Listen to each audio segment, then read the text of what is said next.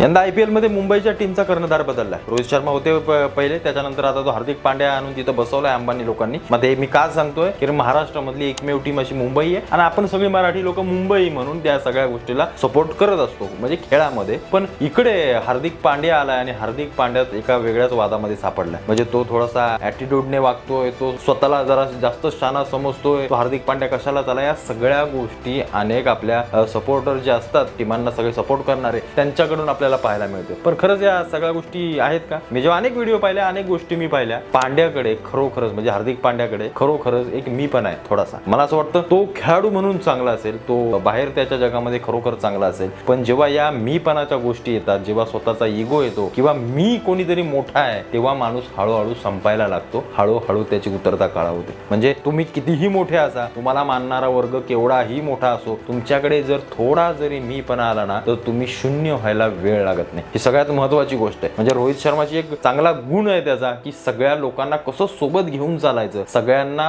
एक चांगली, मला असं वाटतं त्यांना एक सन्मान द्यायचा. ही सगळ्यात महत्त्वाची गोष्ट रोहित शर्माकडे आहे. पण ही गोष्ट त्या हार्दिक पांड्याकडे पाहायला मिळत नाही. म्हणजे हे क्रिकेटच्या दुनियेत झालं ते काय, मला असं वाटतं ते एक तात्पुरतं असतं. यातून शिकण्यासारखं आहे की माणसाचा मीपणा माणसाला संपवल्याशिवाय राहत नाही. ही सगळ्यात महत्त्वाची गोष्ट आहे. मग तुम्ही कितीही श्रेष्ठ असाल.